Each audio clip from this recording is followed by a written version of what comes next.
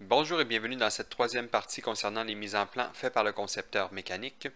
Donc, dans cette partie-ci, je vais vous expliquer un peu plus les vues en détail. Disons qu'on a ici les vues que j'ai insérées tantôt, les modèles de base, les vues standards. Donc, je pourrais aussi ajouter, exemple, une vue auxiliaire. Donc là, je pourrais choisir mon arête ici. Et puis, à ce moment-là, elle me donnerait une vue,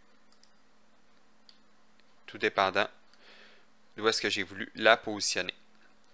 Et puis, comme je vous expliquais tantôt, là, elle est comme, on va dire, alignée. Donc, je préfère bouton droit et alignement. Puis, à ce moment-là, alignement et casser l'alignement. Puis, la déplacer où est-ce que je veux dans ma page. Donc, ça, c'est une des options qu'on peut faire. Par la suite, donc, on peut faire une vue de coupe. Donc, à ce moment-là, vous choisissez où est-ce que vous voulez voir votre coupe. Donc, je choisis ici. Je fais.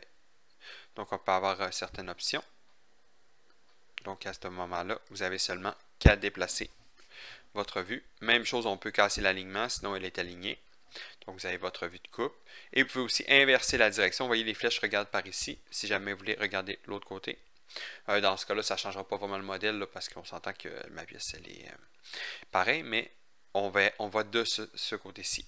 Donc, on peut modifier. Vous avez diverses autres options qui peuvent se modifier ici. Donc, sinon, on a aussi la vue de détail qui peut être très pratique.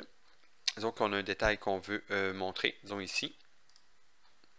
Donc, à ce moment-là, vous avez par défaut l'option de cercle, mais on peut toujours le modifier par la suite, mais habituellement, on utilise le cercle. Donc, vous choisissez ce que vous voulez agrandir. Et puis, à ce moment-là, vous pouvez utiliser l'option que vous voulez pour le modifier, pour le grossir. Et puis, ça fait une vue de détail. On peut utiliser certaines options. On peut, exemple, la connecter ou quelque chose comme ça. Donc, même chose, on a plusieurs options là-dessus. Et puis, donc, par la suite, la vue de détail. Donc, on pourrait faire. Disons que vous avez une pièce trop longue aussi. On pourrait, à ce moment-là, faire une ligne comme ça.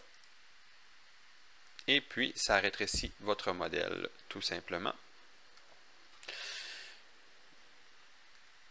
Donc, puis là, vous pouvez comme modifier aussi la ligne, là, puis la promener. Puis à ce moment-là, votre modèle s'ajuste automatiquement. Donc, même chose, je peux le faire par l'intérieur, par l'extérieur. Sauf que je veux dire, non, j'aimerais mieux qu'elle soit comme ça. Parfait. Et puis, on peut aussi rogner une vue.